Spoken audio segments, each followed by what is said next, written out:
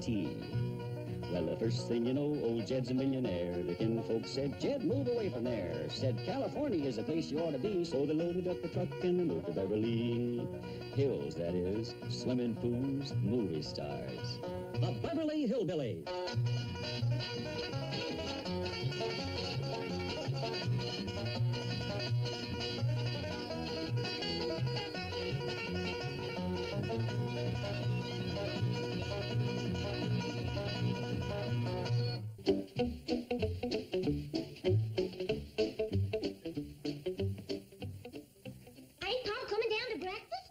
Ellie, you might as well clear the table. Well, he ain't never stayed in bed this late. You reckon he's ailing? He's ailing, all right. Probably all stove up from dancing with that city woman all night. Was you two out all night? Oh, not me. I come home at a decent hour. But your pa was like a colt in a clover patch, kicking up his heels all over that dance floor, cavorting from one nightclub to another. Sounds like Pa had a good time. Oh, he was cutting tall timber last night. But he'll have stumps to pull this morning.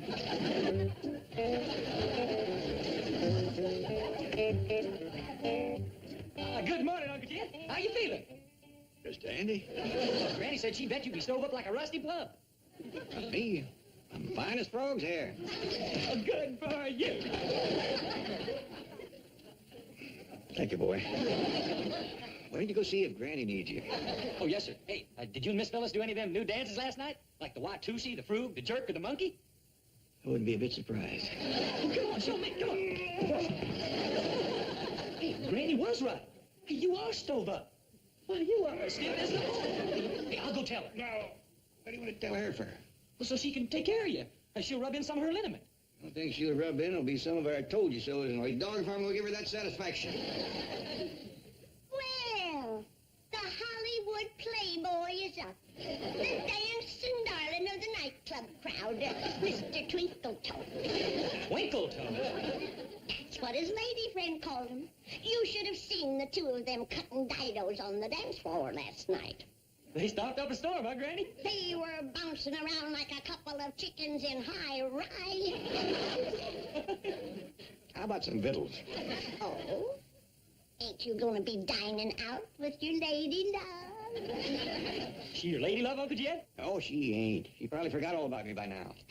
The way you was showing off, you'll never get out of her clutches. She got you in her clutches, Uncle Jed? Of course not. I just took a woman dancing one night. That don't hardly put me in her clutches. She's got her painted fingernails in you like a fistful of fish hooks. Oh, I'll get it. I know how it hurts you to walk, Uncle Jed. He sure is stove up, Granny. Thank you, boy. Howdy. Good morning, Twinkletoes. No, ma'am. This ain't Twinkletoes. Just a minute. It's your lady love, Uncle Jed. Thanks again, boy. You will. Boy, she purrs like a cat full of cream. Put some gas in the truck. Truck don't need gas. We'll drive around till it does. Morning, Miss Phyllis. Good morning, Twinkletoes. Oh, I had such a wonderful time last night. You're such fun. Thank you, ma'am. You're a heap of fun yourself. Sure is a pretty day, ain't it? It's a beautiful day. What do you say we go out to the racetrack? Well, to tell you the truth, I don't feel too much like doing any fast running this morning. Oh, you say the cutest things. Now, we'll watch the horses run. Oh, the horse races. Well, is there a county fair on? Well, sort of. How about it? Can I drop by and pick you up? Well, thank you very much, Miss Phyllis, but I kind of thought I'd just sort of take it easy today. That's right. Now you get into bed with a hot water bottle, and I'll fetch some liniment for your poor, tired, aching bones. Next time, maybe you'll listen to me and act your age. Miss Phyllis, I'd be a right pleasure to go to the horse races with you today. Wonderful. I'll be there in 45 minutes. Bye.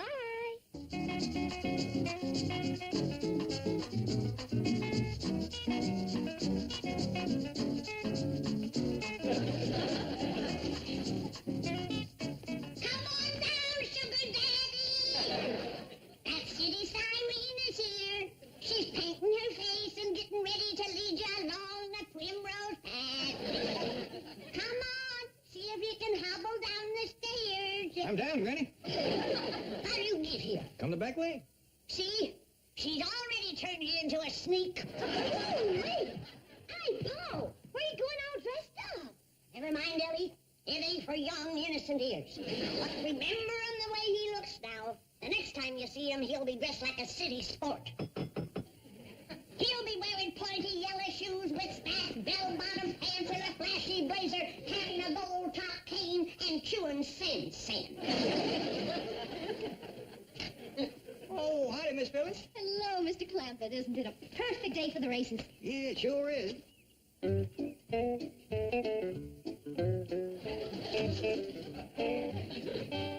Oh, say, Miss Phyllis, before we get to them races, could we stop and get me some sporty city clothes?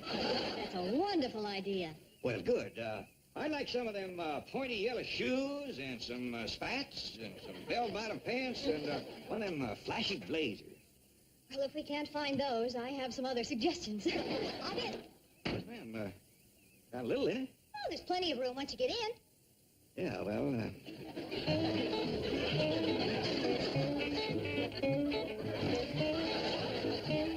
Oh, sit down. yes, ma'am, I'll do that. I made it. And furthermore, Senator, I would like to remind you of your campaign promise, in which you said, "By thunder, that's Jed Clampett." The senator said that. Come here with me. Isn't that Mr. Clampett? Why, yes, it is. All dressed up with an attractive woman. Why, it's a miracle. Miracle, nothing. I planned the whole thing. You, Chief? Yes, me. I got tired of waiting for you to get results, so I took matters into my own hands. I cleverly reasoned that if Mr. Clampett were to meet the right woman, it would create in him a desire to improve himself. So, I carefully selected the right woman and got them together. Who is she? Oh, Phyllis, somebody or other, it's not important. But it just proves what I've always said. If you want something done right, you do it yourself. In all fairness, Chief, I have often suggested this very plan. Oh, baloney, this is my plan. Well, howdy, Mr. Drysdale, Miss Jane. By George, Mr. Clampett, you look wonderful. And you too, Miss, Butterfield. Oh, yes, of course, I should know that. I'm responsible for you two having a date last night. Well, I want to thank you for that. Oh, me too, Mr. Drysdale. Milburn. My pleasure, dear lady. Did you have a good time? Oh, yes, we went night clubbing and we danced till dawn. Did you hear that, Miss Hathaway? They danced till dawn. We're going to have some more fun this afternoon. Wonderful. Yes, I'm taking Mr. Clampett to the racetrack. Oh, marvelous. Did you hear that, Miss Hathaway? They're going to the racetrack. And we'd like a nice big sack full of money to take along. Did you hear that, Miss Hathaway? They're like a nice big... What did you say? Sack full of money. Make it big bills, please. They're easier to carry. They'd like a sack full of big... I heard it. All right, let's go down to the cashier and get it. Oh, thank you. You and your stupid plan. All right, Debbie, you and George. You stay there. Now you got to drive. Herman, you stay there. Okay. What are you doing with all them varmints in the truck? Well, Granny, as long as we was going out to the fairgrounds, I figured my critters might win some blow ribbons. We is going to the fairgrounds to find your pa and to fetch him back home before it's too late. We ain't got no time for livestock. Yes, Granny. Granny, we need your help. I ain't got time for you, Mr. Drysdale. Jed is mixed up with a high-stepping city woman. Oh, no, it's worse than that. We've been doing some investigating. He's mixed up with a notorious gold digger, A scheming adventuress. a money-hungry chorus girl. 3 more. He's gone hog wild. Hurry, young'uns. We got to get to the fairgrounds and save Jed. He's done started himself a harem. There's only one woman, but she's more than a match for Mr. Clampett. And they're not at the fairgrounds. They have gone to the racetrack. With a whole sack full of my money. I mean Mr. Clampett's money. From what we found out about Phyllis, it will not last long. Yeah, she loves to bet on the horses. You mean she's a gambling woman? That is putting it mildly. She'll go through my money, I mean Mr. Clampett's money, like a hot knife through butter. Let's go. We'll take my car. Hold on, young'uns. You ain't going no place where there's horse betting and chorus girls. Well, I like horses. And I like chorus girls. You stay here and keep a light burning in the window. If we don't find Jed, he'll come dragging home tonight, flat busted, without a friend to his name. Like all gamblers and playboys.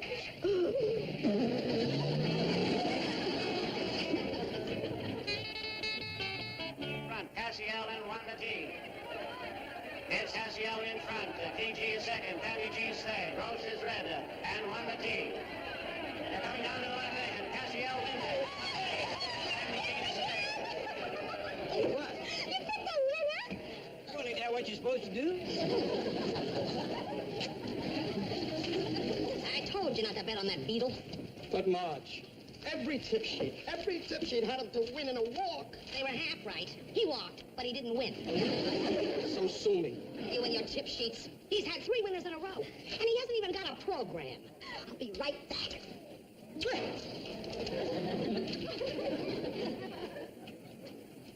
Hey, mister, how do you do it? Oh, well, that ain't what it looks like. She's just happy because I told her which horse is going to win. That's what I mean. How do you pick those winners? Well, it's easy. I just pick out the horse that looks like he can outrun others. I knew he wouldn't tell me anything. He's probably got friends. I wish I was one of them. Hey, mister, how much have you won? Well, nothing, ma'am. Nothing. You've had the winner every race. Yes, ma'am, but I don't bet. Why not? Well, don't need the money, and knowing who's going to win kind of takes the fun out.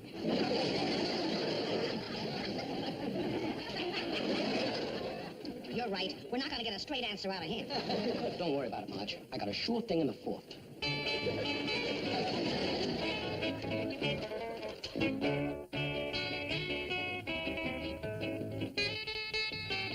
I'm sorry, Chief. There just are no parking places. There must be over 50,000 people here. Oh, that's all right. This is close to Kavanaugh's box. That's where they're sitting. Is all these folks here to bet on horse races? That's about the size of it, Granny. Now, look, we'll wait here. It's probably better if you tackle Mr. Clappett alone. You're right. He might resent our interfering in a matter so personal. Here's the location of Kavanaugh's box. Just show it to any usher. Good luck, Granny. Don't worry. I'll give that gambling woman what for, and it won't hurt the rest of them folks to hear what I got to say neither. Will you be able to find us in all these cars? When I get done talking on the evils of gambling, there won't be all of these cars. I might just empty that place out. Sugar Dandy, arrived to the front. Routine to second. Molly Fair is third. Dixie Copper, Van Dancer, and Busy Bee. Passing the stand the first time. Sugar Dandy in front.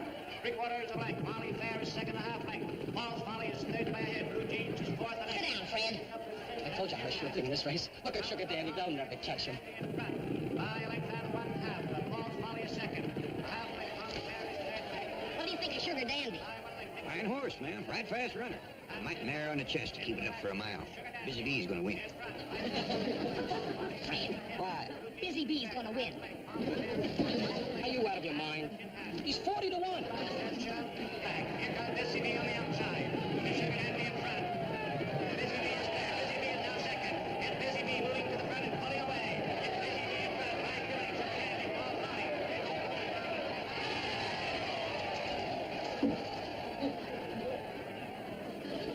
Had enough, friend? I'll get even on this next race. You got another sure winner, have you? Don't bug me, Marge. Just give me some money. What for? You want to buy some more tip sheets? You're bugging me, Marge. Do you want to go home or fight here? You're getting me mad, Marge. Let's face it, you can't pick a winner. I should have known that on my wedding day. Oh, yeah? Yeah, Why couldn't I have married somebody like him? because you don't look like her. Oh, yeah? Maybe we ought to get out of here before we cause any more trouble. You don't want to go home this early, do you? We don't have to go home. We could do some more shopping. For you this time. Let's go.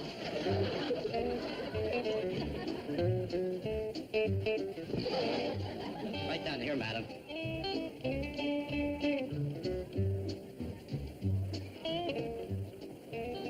Well, here you are. Where's Ed and that chorus girl? Well, I don't know, madam. Perhaps they stepped out for refreshments. Why don't you sit down here and wait?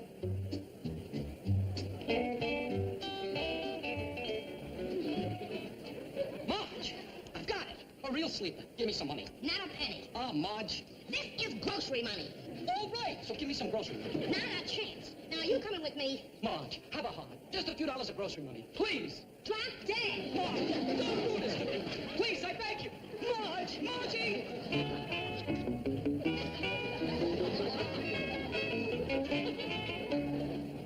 Sonny, wouldn't she give you no grocery money?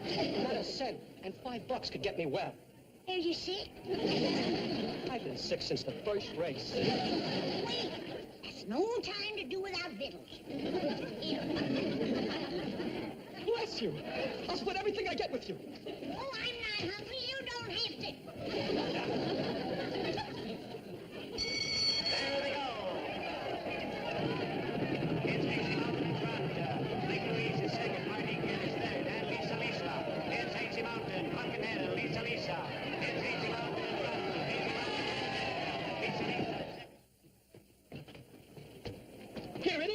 It's half yours. Where'd you get that? I bet you $5 to win on a long shot. You mean you gambled my money on a horse race? That's right. And I finally picked the winner. Well, don't stand there. Sit down and pick another one. Do you think she could have gotten lost, Chief? No, she probably had a little set to with Phyllis. But it shouldn't take this long. It's time for the 7th race. Well, maybe she's lecturing those 50,000 people on the evils of gambling. Oh, Chief, who would listen? 49,000 losers. Second, Molly Fair is third.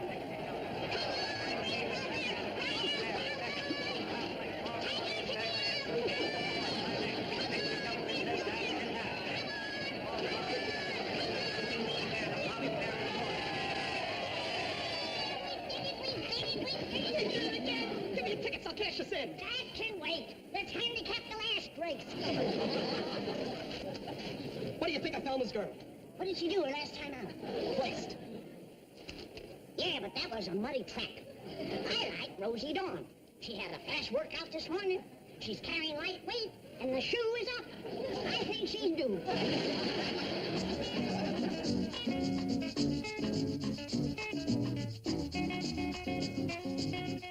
Hey, Uncle Jed, I bet you didn't know I was such a good dancer. Oh, I sure didn't, Jethro. Your granny home yet? No, sir. My, you look handsome. Oh, where shall we go for dinner tonight? Well, let's not go anyplace just yet. It's still early. Why don't you and Jethro dance some more? Come on, show me some more of them steps. Paul, come here. I want to talk to you. Paul, if you don't leave before Granny gets home, you're going to catch the Dickens. I know, Willie. Well, she says Miss Phyllis is a gold-digging chorus girl just after you for your money. I know that, too. Well, why don't you go? Willie, I have invested a whole day and a heap of money just so Granny can have the pleasure of being right. I can't spoil it now. Why, she's going to have more fun than... Granny, you finally got home. Granny? Excuse me, Ellie. Here comes Granny's big moment. Evening, Granny. Miss Phyllis and me is going out to supper and then dancing.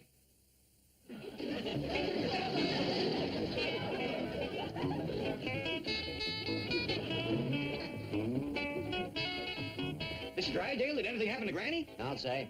She had the winners of the 5th, 6th, and 7th races. Yeah? Blew it all on the 8th.